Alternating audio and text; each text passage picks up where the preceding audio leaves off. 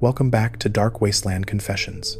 Today's story concerns the Enclave's most closely guarded secret, Project Exodus, and the abandoned Starship program that turned vault dwellers into unwitting test subjects for interstellar escape. This is the confession of Sarah Chen, an Enclave engineer who discovered that every vault experiment, every moment of suffering, fed data into a plan to abandon Earth entirely. The chosen few would sleep their way to paradise among the stars while billions burned. Some might have succeeded, and if you're enjoying this kind of dark storytelling, consider subscribing and liking the channel, but only if you like the content. I need to tell you something before they find me. Before the Brotherhood patrols trace this signal back to the bunker where I've been hiding for the past 6 months. My name doesn't matter anymore, but what I know does. What I saw at Bloomfield Space Center in those final months before the bombs fell, it changes everything you think you understand about the vaults, about the Enclave, about why any of this happened at all. They weren't trying to save us. They were trying to leave us behind. I was a structural engineer, clearance level 7, assigned to the Hermes project at Bloomfield. We called it the Mars mission in public documents, a grand adventure to plant American flags on the Red Planet and bring glory to the United States Space Administration. But that was never the plan. Not really. The Hermes 13 rocket sitting in that launch cradle wasn't designed for exploration. It was designed for escape. And every single vault dweller who suffered through those twisted experiments, every person who died screaming in the dark, they were just data points. Test subjects for technology the Enclave needed to abandon Earth entirely. You want to know how I know? Because I helped build the damn thing. I welded the reinforced bulkheads that were supposed to hold 1,000 frozen colonists. I installed the hydroponic systems that could sustain life for centuries. I watched them retrofit a Mars rocket into a generational Starship. And I kept my mouth shut because they told us it was for the good of humanity.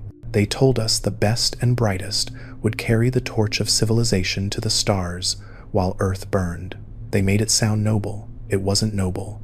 It was cowardice with a government contract. Let me take you back to August 2076.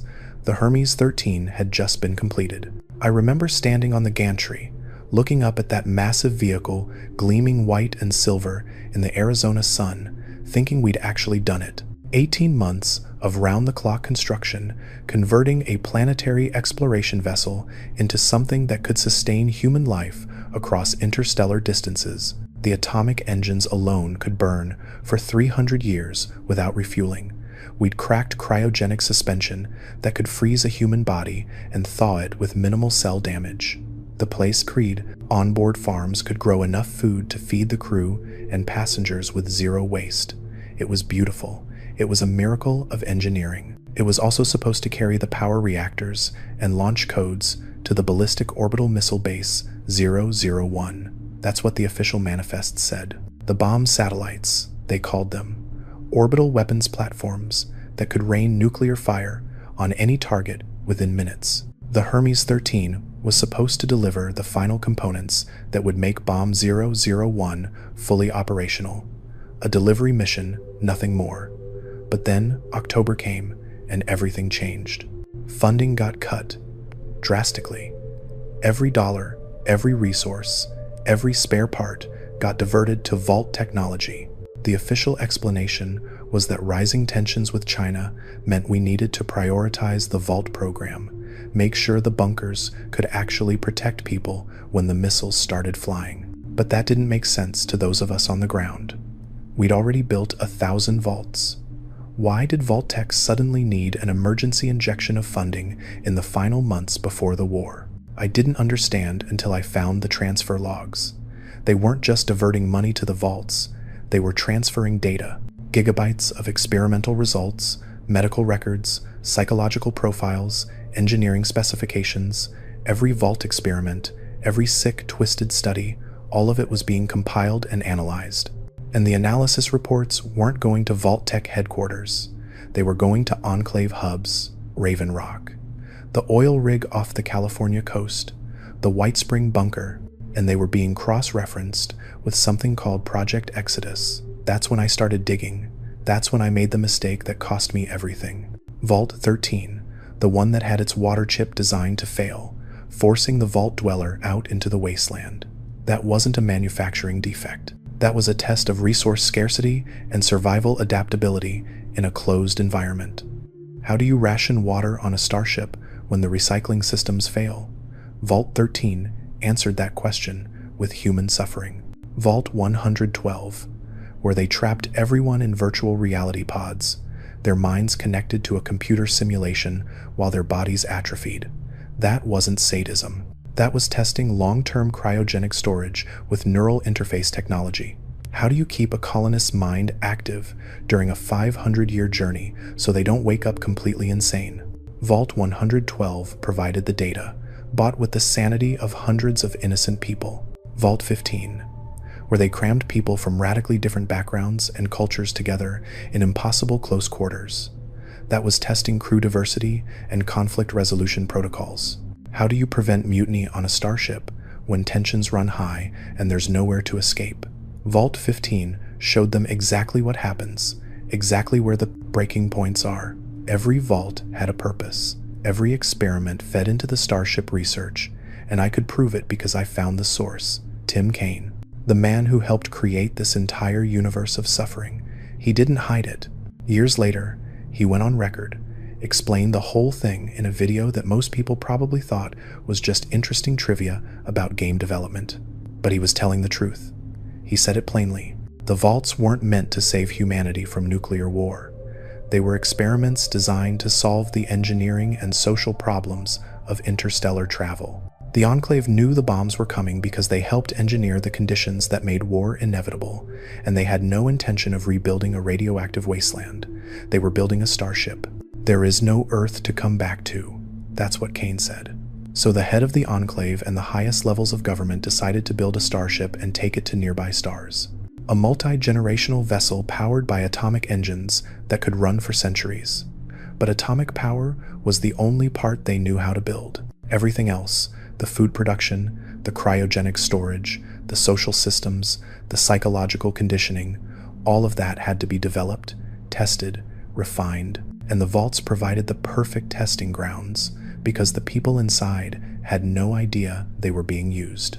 That's what I learned at Bloomfield. That's what got me marked for termination. November 2076, 1 month before the bombs dropped, Enclave agents seized Bloomfield Space Center. They came in the night, full combat gear, authorization codes that superseded every military and civilian authority we had. They locked down the facility, reassigned most of the personnel, kept only a skeleton crew of us who had the specialized knowledge they needed, and they told us the truth.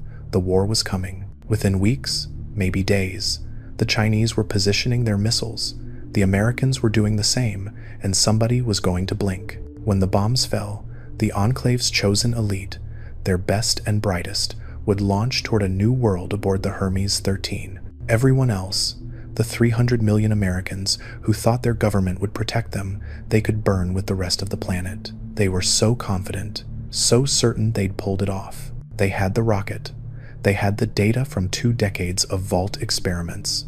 They had candidates selected, frozen colonists already in cryo storage at secured facilities, just waiting to be loaded aboard. All they needed was 2 more weeks to complete the final systems checks and fueling procedures. They didn't get 2 weeks. October 23rd, 2077, the Great War. The bombs fell too fast. The Enclave scattered to their bunkers like rats abandoning a sinking ship. The Hermes 13 never launched. It's still there, 200 years later, standing in its launch cradle at Bloomfield Space Center, surrounded by raiders who have absolutely no idea they're camping on the ruins of humanity's greatest failed ambition. But here's what keeps me awake at night, what makes me check the shadows and encrypt every communication. The Hermes 13 was just one rocket, and there were plans for others. The hubologists found the shuttle, the Quetzal, at San Francisco International Airport. A reusable nuclear-powered spacecraft that the official records say was just a research vehicle. But I've seen the schematics. That shuttle has the exact same retrofitted cryogenic bays and life support systems we installed on the Hermes 13. It was another evacuation vessel, another escape pod for the Enclave elite. Mr. House in New Vegas had similar ambitions. Use the city as a launching point for humanity's finest minds to escape Earth. Was he continuing the project? Did he know about Exodus? The timing's too convenient to be coincidence. And then there's the transmissions. Before Bloomfield got locked down, before the Enclave seized control, I copied everything I could onto holotapes and data drives, experimental logs, personnel files, communication intercepts. Most of it's encrypted beyond my ability to crack. But some of it, the stuff they thought was too obscure to bother securing, that's readable. And buried in maintenance logs and power consumption reports, I found references to something called Project Athena, a separate USA initiative that officially doesn't exist. Project Athena had launch windows scheduled for September 2077, multiple launch windows. But all the space centers, all the rocket facilities, they'd already used their resources building missiles for the bomb satellites. They didn't have anything left for civilian launches. So where was Athena launching from? What was it launching? And did it get off the ground before the bombs fell? If you're still with me after hearing this, hit that like and subscribe button, because what I'm about to tell you in the next part gets darker, much darker, and you need to understand that every word of this is true. Every schematic I found, every transmission log I decoded, every Enclave memo I copied, it all points to the same terrifying conclusion. They might have succeeded. Somewhere out there, in the infinite darkness between stars, there might be a ship full of frozen Enclave colonists, the so-called best and brightest of pre-war America, drifting toward a new world. While we inherited their radioactive wasteland, fought their wars, suffered their experiments, they might have escaped.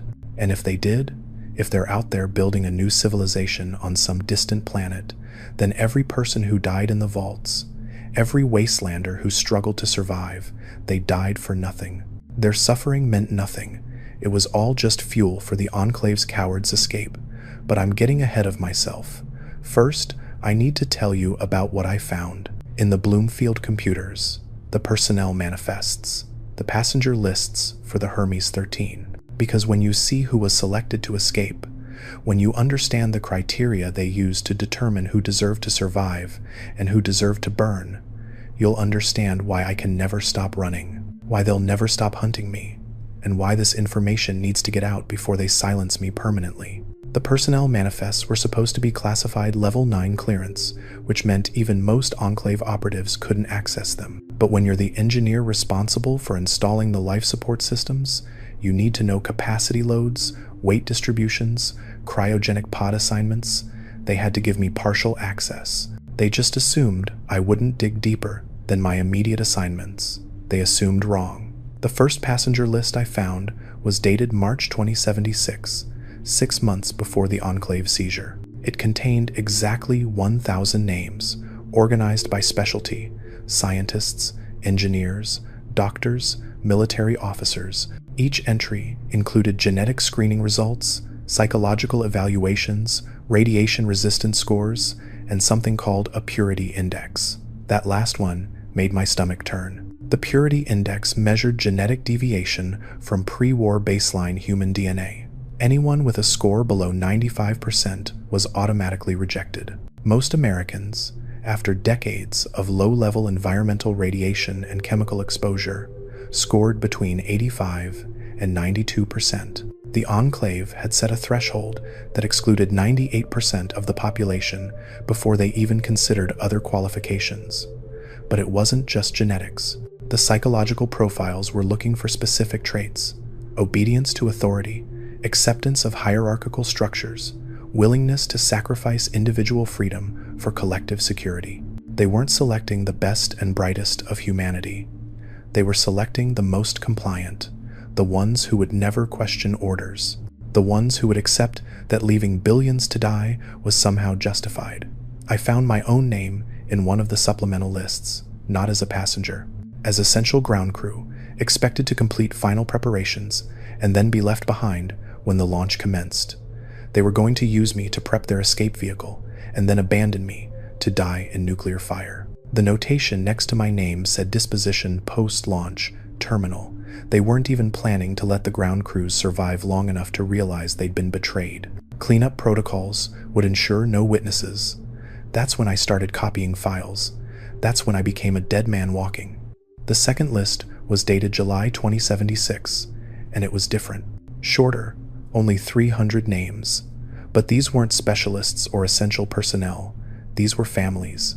Senators, corporate executives, high-ranking military brass, and their immediate relatives, children as young as 6 months old, designated for cryogenic suspension, wives, husbands, grandchildren, the American aristocracy, ensuring their bloodlines would survive. And next to many names was a single word: Vanguard. The Vanguard passengers were already in cryo, already frozen and stored at secure facilities. I cross-referenced the dates, matched them against vault commissioning schedules, and the pattern was sickening. Every time a vault experiment produced useful data, every time some horrible test yielded results about human endurance or psychological breaking points or radiation exposure limits, a new batch of Vanguard passengers went into cryo storage. They were freezing their elite as fast as they could validate the technology with other people's suffering. Vault 8, Vault City, was listed as a control vault. No experiments, just a functioning community that proved self-sustaining habitats could work. The data from Vault 8 went directly to the Hermes 13 Environmental Systems team in April 2076. 2 weeks later, 50 Vanguard passengers entered cryosuspension. 50 families who would sleep through the apocalypse, while Vault 8's residents lived their entire lives as unwitting test subjects. But the third list, the one dated October 2076, that's the one that made me steal a plasma pistol from the armory and start planning my escape. Because the third list wasn't passengers. It was payload. Project Exodus wasn't just about one starship. It was about preserving the Enclave power structure across the stars. The Hermes 13 was designed to carry frozen colonists and essential supplies, but it was also carrying something else, something the manifests called the inheritance packages: cultural archives, technological databases, genetic samples, weapon specifications, and embryos. Thousands of frozen human embryos, genetically screened and modified for optimal traits. The Enclave wasn't just evacuating their elite.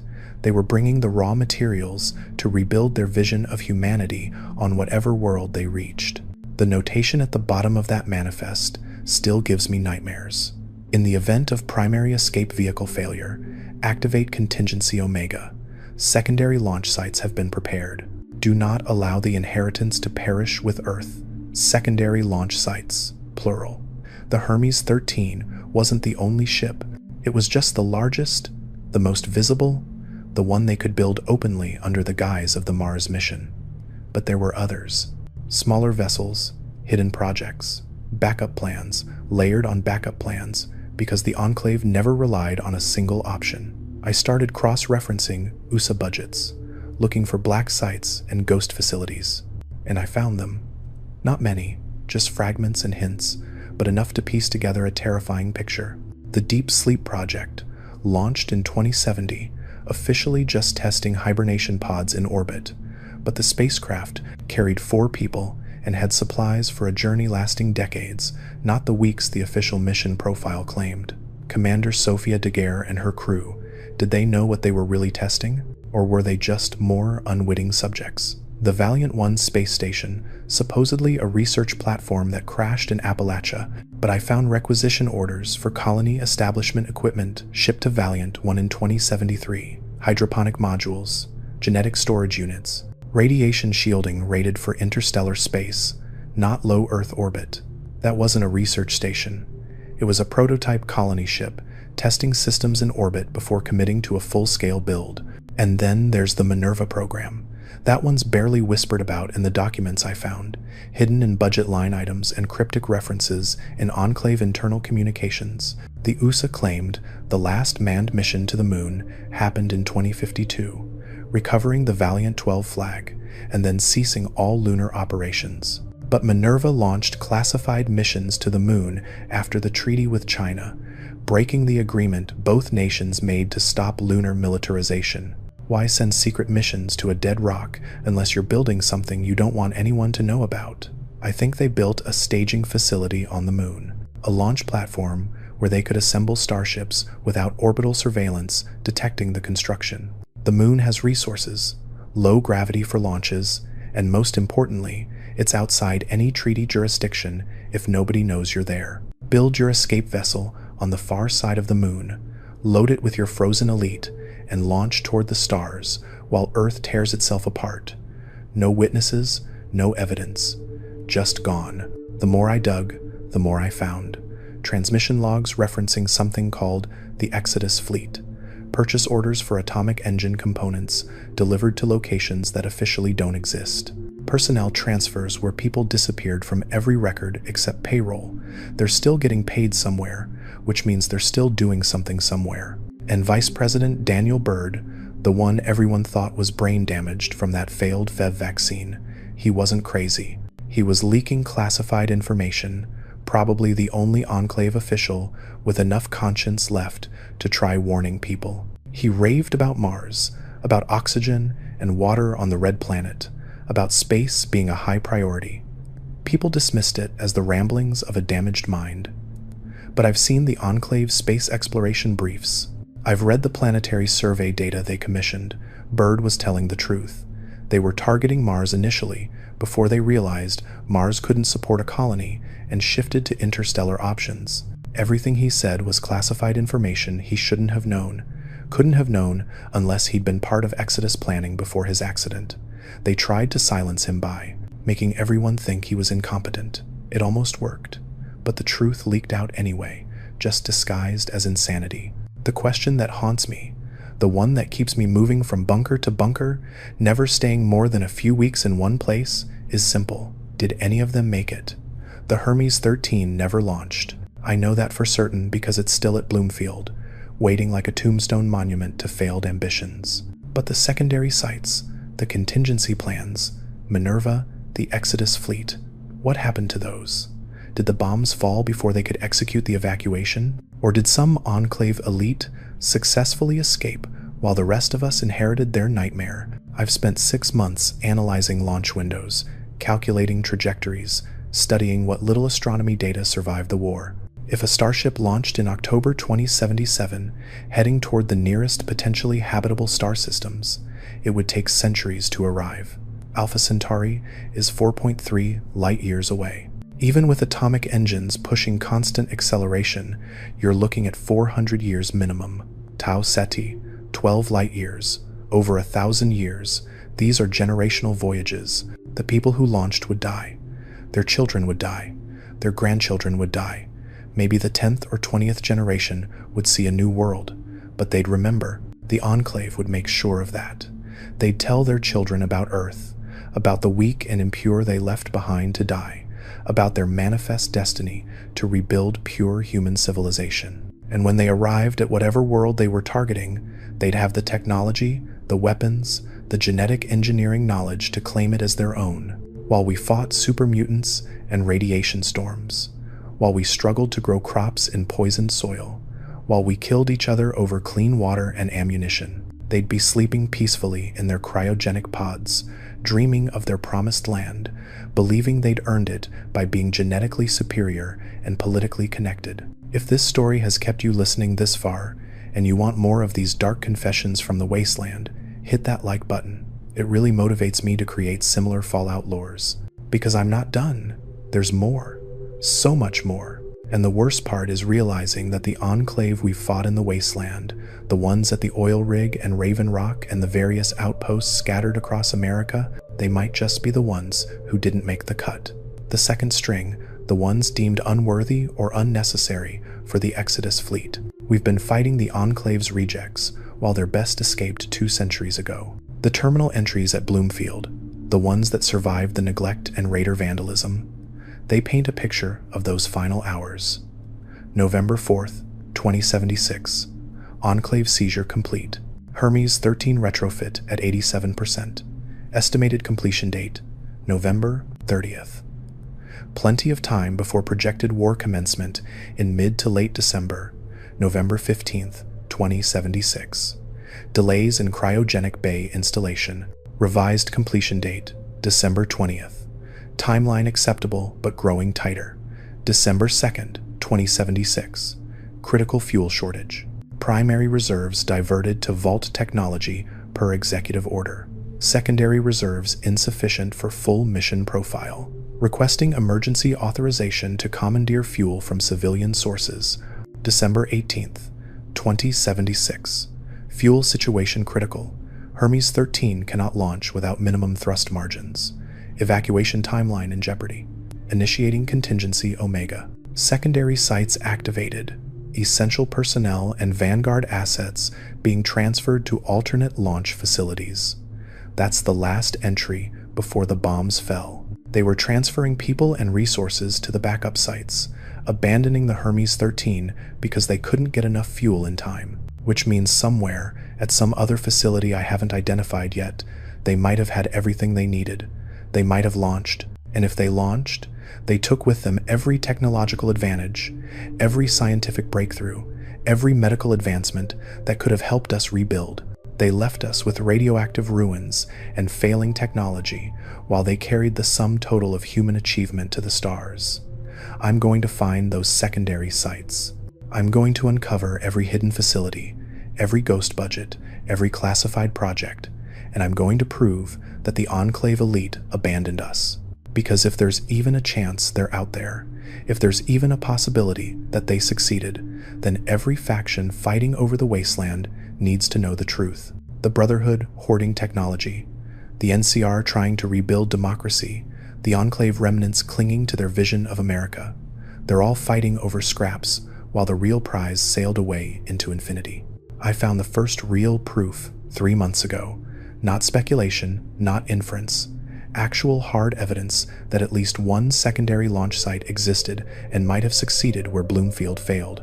There's a dead Enclave outpost in Colorado, buried so deep in the mountains that even the Brotherhood survey teams haven't found it. I only located it because one of the Bloomfield terminals had encrypted coordinates hidden in the maintenance schedules. Someone, probably an engineer like me who knew things were wrong, left breadcrumbs for anyone smart enough to follow them. The coordinates led to what official maps call an abandoned mining facility, but the mining company that supposedly owned it never existed. The deed was registered to a shell corporation wholly owned by the Department of Defense. The facility entrance was concealed behind a rock slide that looked natural but had precision charges buried in it, the kind you use when you want to permanently seal something but make it look like an accident. It took me 2 weeks to clear enough debris to squeeze through. What I found inside made every risk, every sleepless night, every moment of paranoia worth it. The facility wasn't large. 3 underground levels, most of the equipment stripped out and removed before the bombs fell. But they couldn't take everything. They left behind the things they thought nobody would ever find. Launch trajectory calculations, scrawled on a blackboard in what must have been the mission planning room. Cryogenic pod serial numbers that match the Vanguard manifest from Bloomfield, and a launch schedule dated October 15th, 2077, 8 days before the Great War. The schedule listed 3 vehicles, Delta 7, Echo 3, and what they called the package. No details on what the package contained, but the weight specifications matched a small spacecraft capable of carrying maybe 50 people plus cargo. The launch windows were staggered, Delta 7 on October 20th, Echo 3 on October 22nd, the package on October 25th. October 25th never came. The bombs fell on the 23rd, but Delta 7 and Echo 3, those launch dates came before the war. Those ships might have made it off the ground. I found fuel consumption logs that supported this.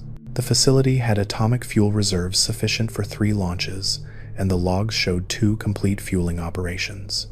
Delta 7 on October 19th, Echo 3 on October 21st, both completed successfully. Both vehicles departed per mission parameters. Destination coordinates were redacted from every document, but the trajectory calculations on that blackboard told me enough. They weren't heading to Mars. They weren't heading anywhere in our solar system. Those angles pointed toward interstellar space, toward star systems dozens of light years away. 2 ships escaped. At minimum, 2 ships carrying Enclave elite and their precious inheritance packages successfully launched before the nuclear apocalypse erased human civilization. And the facility had contingency plans for a third launch that never happened because the world ended too soon. Do you understand what that means? While everyone else was dying in nuclear fire, while vault dwellers were being subjected to experiments, while the wasteland was being born in radiation and horror, somewhere between 50 and 100, Enclave officials and their families were accelerating toward another world. Right now, 200 years later, they're either still frozen in cryogenic sleep, drifting through the void, or they're already there, already awake, already building their new society on some distant planet where the sins of Earth can't touch them. The really sick part is what else I found at that facility: medical records. The Delta 7 and Echo 3 passenger manifests included children, infants, babies who'd never seen Earth's surface, born into far, the Enclave elite, and immediately prepared for evacuation. I found a crayon drawing pinned to a wall in what must have been a family quarters area, a child's rendering of a rocket ship flying toward a yellow sun, with the words "going to the new home" written in unsteady letters underneath. That kid is out there now, frozen or awake. Either way, they're somewhere beyond our reach. They'll grow up never knowing about the wasteland, never seeing the consequences of their parents' cowardice. They'll be told stories about brave pioneers fleeing a doomed world, not the truth about abandoning billions to die. I think about that drawing a lot. I think about what that child would say if they knew the real cost of their ticket to the stars. Every vault experiment, every person who died screaming from FEV exposure, every wastelander who struggled to survive in the ruins, they're the price that kids' parents paid for their escape. And the kid will never know. They'll grow up thinking they're the righteous survivors of humanity's folly, not the beneficiaries of humanity's greatest betrayal. But here's what bothers me even more than the successful launches: the package, the third vehicle that never made it off the ground because the war came too fast. The facility logs indicated the package was already loaded, already fueled, already in final countdown when the bombs started falling, and then nothing. No launch confirmation, no abort sequence, just silence. Which means that spacecraft might still be there. Somewhere near that Colorado facility, there could be a fully fueled, fully loaded evacuation vessel sitting on a hidden launch pad, waiting for a countdown that ended 200 years ago. And if it's still there, if it survived the war and the subsequent environmental chaos, then everything it contains is still intact. The people in cryogenic suspension, the embryos, the cultural archives, the weapon specifications, the genetic engineering data, everything the Enclave considered essential for rebuilding their vision of humanity. I've been searching for it. 3 months of combing the mountains, following old access roads, checking every geological anomaly that might conceal a launch facility. I haven't found it yet, but I will. Because if that ship is still there, it represents something more valuable than caps, more important than territory, more dangerous than any weapon in the wasteland. It represents the ability to finish what the Enclave started. Someone could find that ship, wake those frozen colonists, access those databases, and learn exactly how to execute Project Exodus. Not to escape Earth anymore, that option's gone, but to reshape what remains.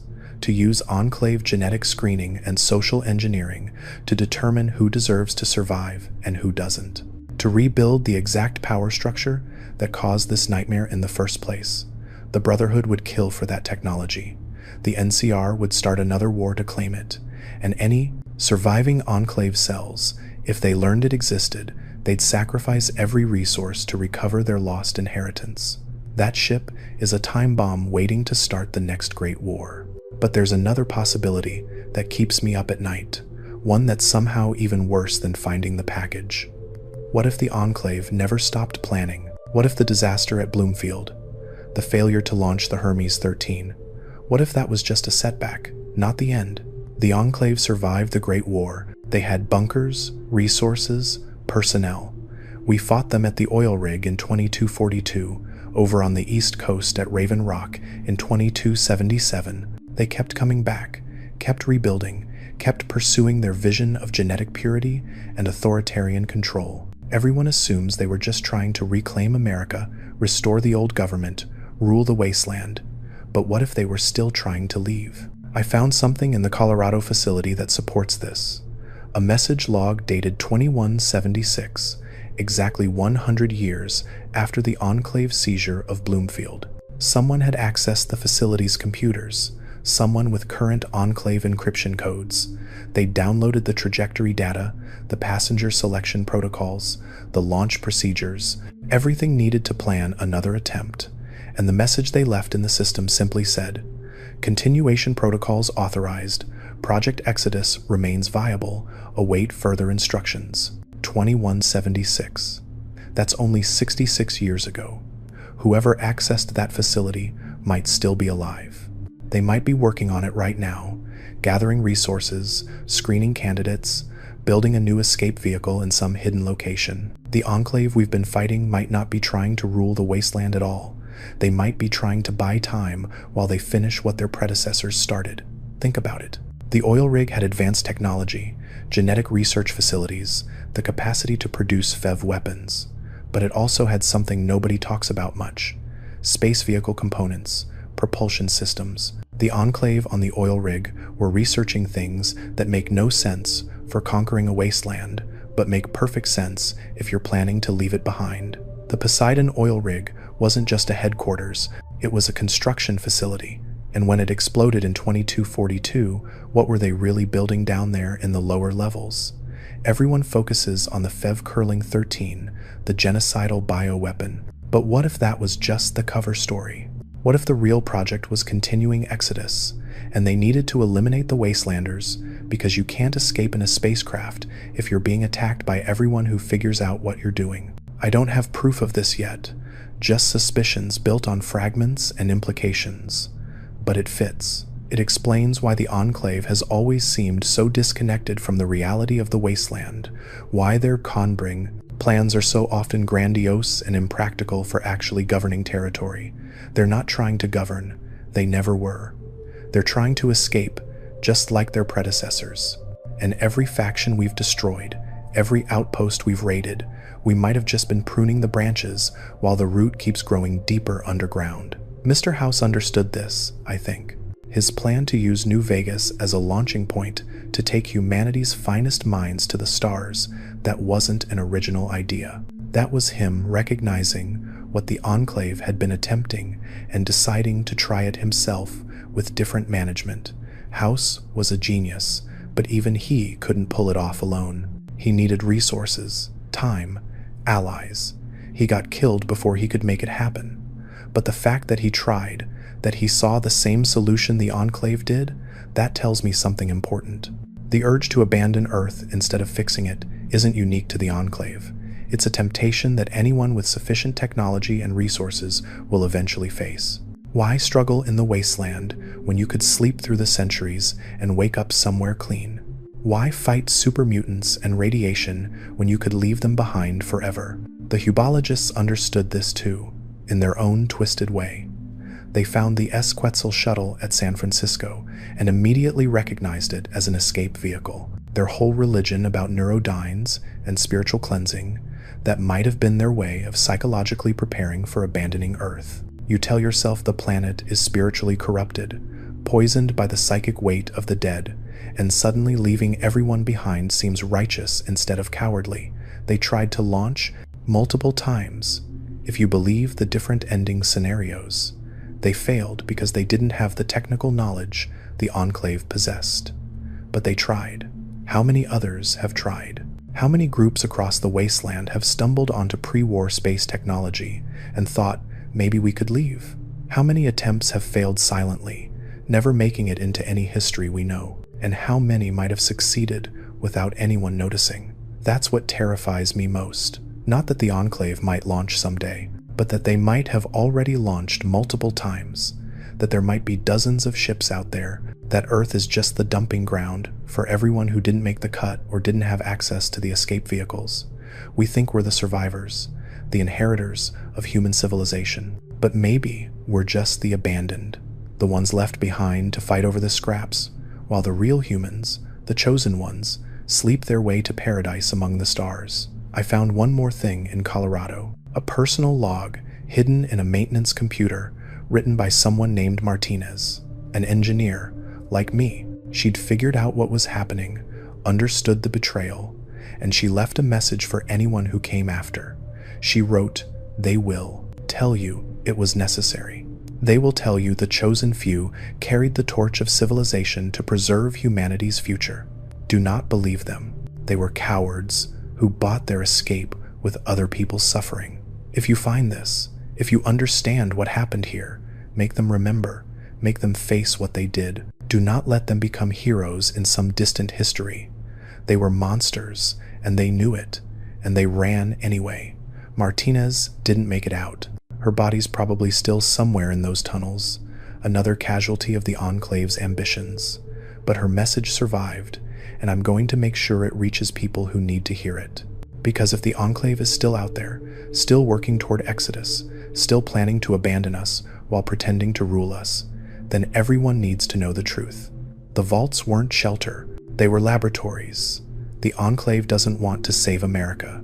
They want to leave it. And somewhere out in the infinite dark between stars, there might already be Enclave colonists who escaped while we inherited hell.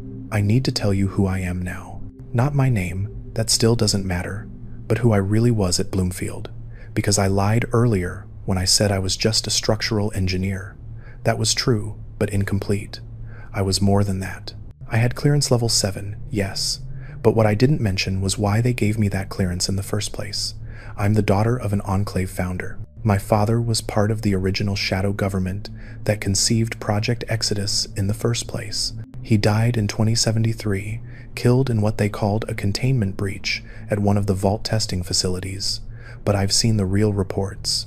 He was murdered because he wanted to stop the experiments. He'd seen enough suffering, enough data bought with human lives, and he threatened to expose the whole operation. They killed him and made it look like an accident, and they offered me his position as compensation. Blood money disguised as opportunity.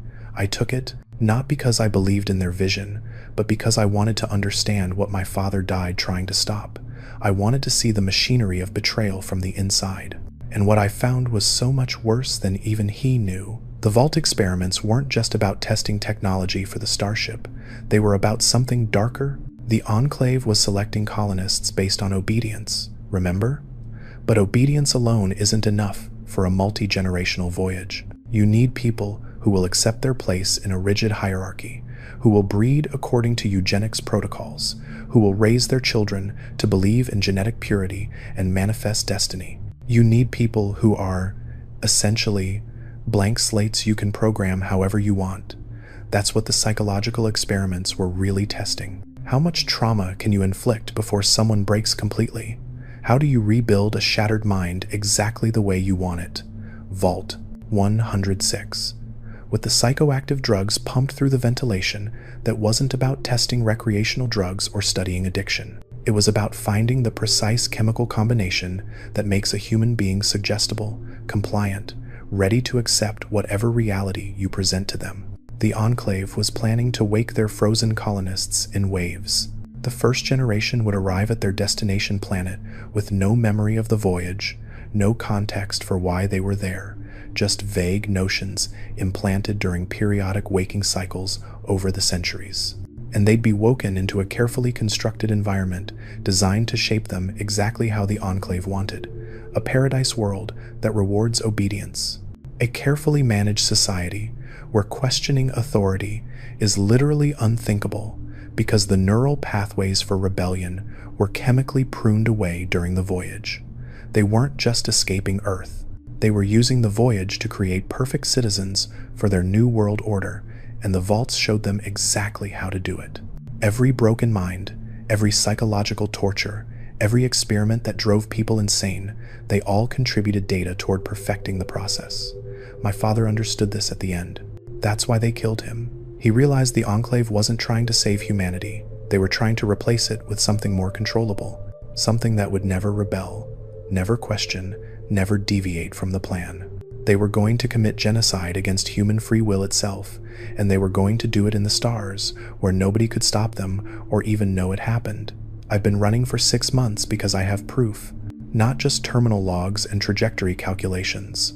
I have the psychological conditioning protocols, the chemical formulas, the neural programming sequences they plan to use on their frozen passengers during the voyage, and I have evidence that they tested these protocols on the Vault Dwellers first.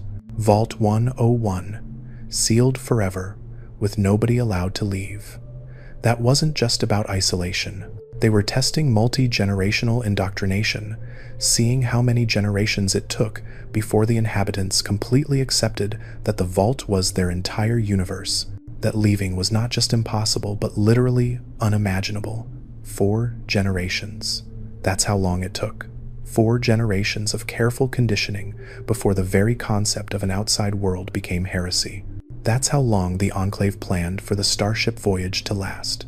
4 generations minimum, long enough to completely erase any memory of Earth, any connection to what humanity used to be. By the time those ships reach their destination, assuming they launched successfully, the passengers won't remember their refugees from a dead world. They'll believe whatever founding mythology the Enclave programmed into them during the voyage. They'll think they're colonists on a divine mission, chosen people, spreading human perfection across the galaxy, and they'll have the technology to back it up. The inheritance packages included weapon designs decades ahead of anything we have in the wasteland. Genetic engineering protocols that could eliminate disease, extend lifespan, enhance intelligence, not super mutant crudeness, but precise modifications that would create actual superior humans according to Enclave specifications. They were going to build themselves into gods, and they were going to use Vault experimental data to do it. Do you know what keeps me moving? What makes me risk everything to get this information out? It's not justice. Justice is meaningless when the guilty are light years away. It's not revenge. You can't take revenge on someone who's frozen in cryogenic sleep, assuming they even launched.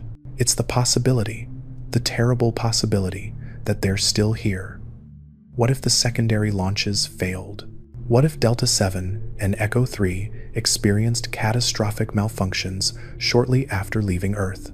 What if right now, somewhere in orbit or crashed on the moon or drifting in the asteroid belt, there are 2 spacecraft full of perfectly preserved Enclave elite waiting to be recovered? All their technology, all their plans, all their psychological conditioning protocols just waiting for someone to find them and bring them home, or worse. What if they succeeded in reaching a nearby system, established a colony, and they're planning to come back? Advanced technology, generations of genetic enhancement, a society built entirely around conquest and genetic supremacy. What happens when they return to Earth in a few centuries, with weapons we can't imagine, and an ideology that views wastelanders as subhuman trash that should have died 200 years ago? We'd be indigenous people facing colonial conquest all over again, except this time the colonizers are our own descendants, twisted by centuries of Enclave programming into something that barely remembers we're the same species. That's the real nightmare of Project Exodus. Not that they escaped, but that they might come back. I found evidence suggesting the Enclave planned for this. The inheritance packages included detailed maps of Earth, locations of resources, strategic military positions. Why would you need maps of Earth if you're never coming back? Unless the plan was always to return eventually, after the radiation faded and the wasteland became inhabitable again, and reclaim the planet with superior technology and genetically enhanced colonists. We think we're fighting over the ruins of civilization, but maybe we're just keeping the planet warm for its real inheritors. Maybe every faction, every settlement, every attempt to rebuild is just temporary occupation before the Enclave's chosen return to claim what they believe is rightfully theirs. I'm going to stop them. Or at least I'm going to make sure everyone knows the truth so they can prepare. The package is still out there somewhere. The 3rd ship that never launched. I've narrowed down the search area to a 50-mile radius in the Colorado Rockies. There are caves, abandoned mines, geological formations that could conceal a launch facility. I have maybe 3 months of supplies left, maybe less if the Brotherhood patrols get more aggressive in this region. But I'm going to find it, and when I do, I'm going to broadcast the coordinates on every frequency I can access. I'm going to make sure every faction, every settlement, every person with a radio knows where it is and what it contains. Let them fight over it if they want. Let the Brotherhood and the NCR and the Enclave remnants tear each other apart trying to claim it. At least then everyone will know the truth. At least then the Enclave can't keep their dirty secret hidden. If this confession meant something to you, leave a like. It's the only way I know you liked the video, because I might not get to finish this. The Brotherhood's getting closer. I can hear their vertibirds in the distance sometimes. Search patterns sweeping the mountains. They must have detected my transmissions. Or maybe they found the Colorado facility after I left and they're backtracking my route. Either way, my time is running out. But before they find me, I need you to understand something crucial. The biggest lie the Enclave ever told wasn't about the vaults being shelters. It wasn't about reclaiming America or restoring civilization. The biggest lie was making everyone believe they cared about humanity's future at all. They didn't.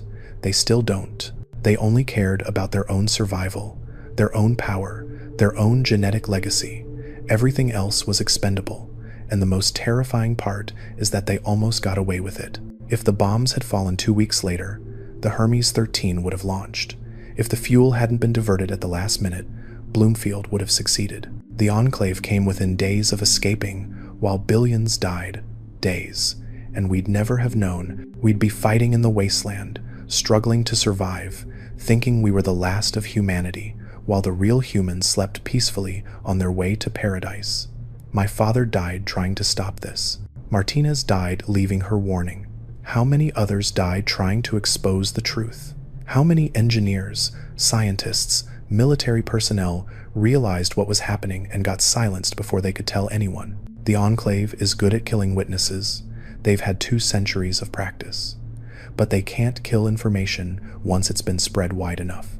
That's why I'm recording this. That's why I've been broadcasting on every frequency, uploading to every surviving computer network, leaving copies in every settlement I pass through. The truth is out there now, scattered and redundant, impossible to suppress completely. Even if they kill me, even if they find every holotape and data drive, the information has already spread too far. People know.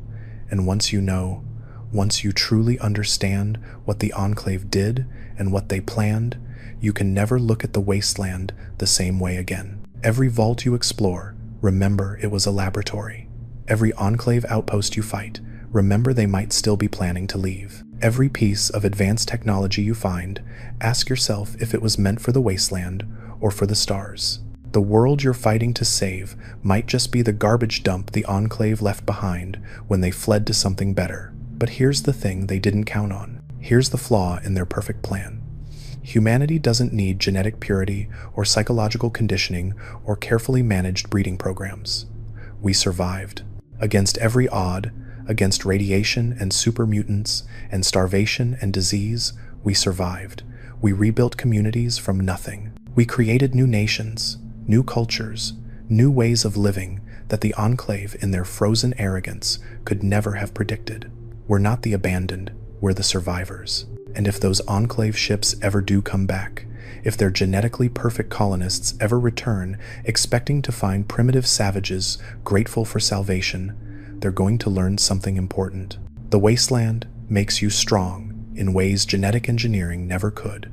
It makes you adaptable, resilient, capable of things soft, civilized people could never imagine.